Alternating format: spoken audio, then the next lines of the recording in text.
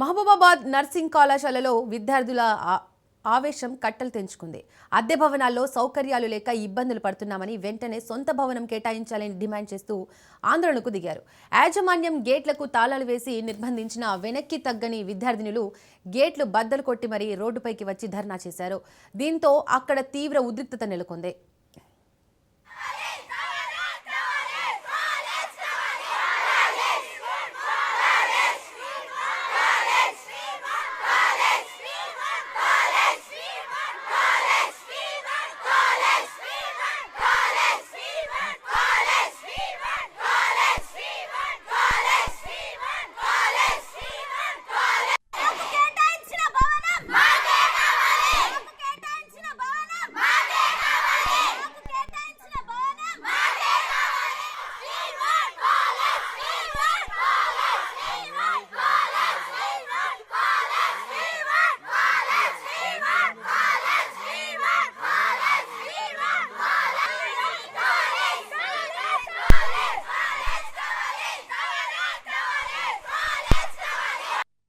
మేము తీవ్ర ఇబ్బందులకు లోనవుతున్నాము. మాకు సరైన భవనం లేక, సౌకర్యాలు అనేటివి లేక మేము చాలా ఇబ్బందులకు గురవుతున్నాము.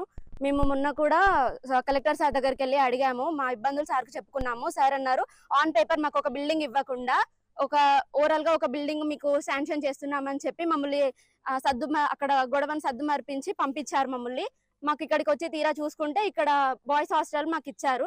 అక్కడ కింద 4 రూమ్లే మాకు కేటాయించారు. ఆ 4 రూమ్లలో కూడా ఎలాంటి ఎలక్ట్రిసిటీ లేదు, వాటర్ సప్లై లేదు, వాష్రూమ్స్ లేవు. గర్ల్స్ కి వాష్రూమ్స్ లేకుండా ఎవరు సార్ హాస్టల్ ఇవ్వమన్నది మాకు. దట్టు బాయ్స్ రెసిడెన్స్ బాయ్స్ పైన ఉంటారంట, గర్ల్స్ కింద ఉంటారంట. ఇట్లానే ఉంటారా వేరే హాస్టల్స్ వేరే కాలేజెస్ లలో? బాయ్స్ రెసిడెన్స్ ఏమో అక్కడ ఉంటది, గర్ల్స్ ఏమో కింద కూర్చొని చదువుకోవాలా? ఎక్కడుంది సార్ ఇది? మాకు ఎట్లుంటుంది సార్ సేఫ్టీ? మాకొద్దు. మాకు ఆన్ పేపర్ ఒక బిల్డింగ్ ఇస్తే ఇవ్వండి, అన్ని సౌకర్యాలతోటి వసతులతోటి మాకు ఒక బిల్డింగ్ ని మాకు కేటాయించండి. నర్సింగ్ వాళ్ళ కోసం అని ఎస్టాబ్లిష్ చేసిన కాలేజ్ ని తీసుకొని ఎంబీబీఎస్ వాళ్ళకి ఇచ్చారు. అంటే వాళ్ళు మాత్రమే మెడికల్ రూటా? మేము మెడికల్ రూట్ కాదా? మేము కూడా చేసే సర్వీసే కదా, మెడికల్ సర్వీసే కదా. మాకంటూ మా కాలేజ్ లో ప్రాక్టికల్ స్కిల్స్ నేర్చుకోవడానికి ల్యాబ్స్ అంటూ ఏమీ లేవు. మేము ప్రాక్టికల్ స్కిల్స్ నేర్చుకోండి, మేము బయట హాస్పిటల్కి వెళ్ళి సర్వీస్ ఎట్లా ఇస్తాం? మాకు అన్ని సౌకర్యాలు ఉండే. రైట్కి ఘటనకు సంబంధించి మరింత సమాచారాన్ని మా ప్రతినిధి చంద్రశేఖర్ అందిస్తారు. చంద్రశేఖర్, మహబూబాబాద్ నర్సింగ్ కళాశాలలో విద్యార్థుల ప్రధానంగా వారి డిమాండ్స్ ఏంటి? యాజమాన్యం ఏం చెప్తుంది? దీపిక, ఏదైతే మహబూబాబాద్ జిల్లా కేంద్రంలోని ప్రభుత్వ నర్సింగ్ కళాశాల నూతనంగా నిర్మించిన కళాశాల భవనాన్ని, అన్ని వసతులతో సహా నిర్మించిన కళాశాల భవనాన్ని ప్రభుత్వ ఎంబీబీఎస్ కాలేజ్ కి కేటాయించడంతో ఒక్కసారి కేటాయించారు. ఈ నేపథ్యంలోనే ఇటు విద్యార్థులు ఎవరైతే అమ్మాయిలు నర్సింగ్ కళాశాలలో చదువుకుంటున్నారో వాళ్ళ కోసం వేరే భవనాన్ని కేటాయించారు. ఆ భవనంలో వసతులు లేవు. ఒక పక్క 5 ఫ్లోర్ లోనేమో అబ్బాయిలు విద్యార్థులు అబ్బాయిలు ఉండే విధంగా, కింది ఫ్లోర్ లో అమ్మాయిలు నర్సింగ్ విద్యార్థులు ఉండే విధంగా ఆ భవనం కేటాయించడమే కాదు, దాంట్లో ఎలాంటి ఎలక్ట్రిసిటీ వసతులు లేవు. అలాగే వాష్రూమ్స్ కూడా సరైన వాష్రూమ్స్ లేవు. ఇటు చుట్టూ పారి కూడా లేకపోవడంతో పందులు స్వైర విహారం చేస్తున్నాయి.